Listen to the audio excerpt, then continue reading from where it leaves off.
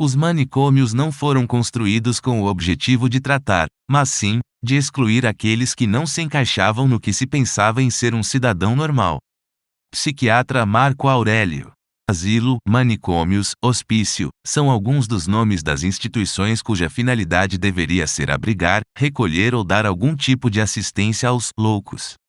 As denominações variam de acordo com os diferentes contextos históricos em que foram criados.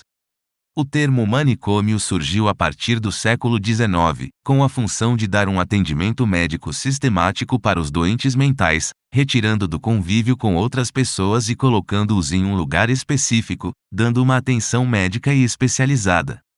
A humanidade convive com a loucura há séculos, e antes de se tornar um tema médico, a loucura habitou entre nós em diversas formas.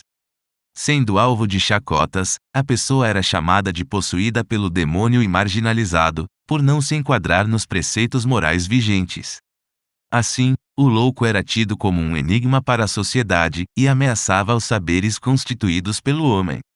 Na Grécia Antiga, a loucura era vista como uma manifestação divina e as palavras do louco eram importantes, e podiam até interferir no destino das pessoas. O filósofo francês Michel Foucault explica em seu livro A História da Loucura, dizendo que para estudar a loucura era necessário fazer uma retrospectiva da história e entender como era feito esse processo de exclusão social. Segundo Foucault, a história da loucura na Idade Clássica tem origem na cultura árabe, datando o primeiro hospício conhecido do século VII.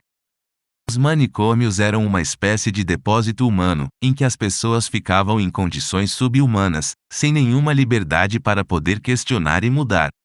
Foi por muito tempo a única opção terapêutica e de cuidado com as pessoas que estavam em sofrimento psiquiátrico grave.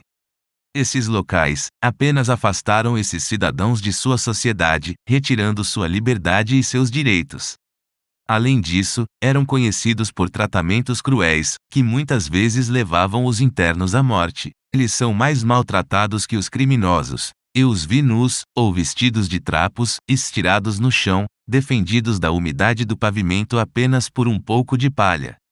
Eu os vi privados de ar para respirar, de água para matar a sede, e das coisas indispensáveis à vida. Eu os vi entregues às mãos de verdadeiros carcereiros, abandonados à vigilância brutal destes.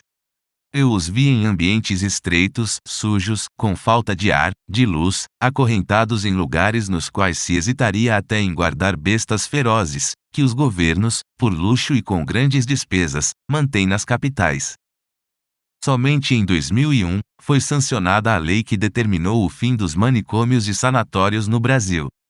A lei antimanicomial determinava sociedade sem manicômios, deu início à reforma psiquiátrica no Brasil, e tem como diretriz principal a internação do paciente somente se o tratamento fora do hospital se mostrar ineficaz.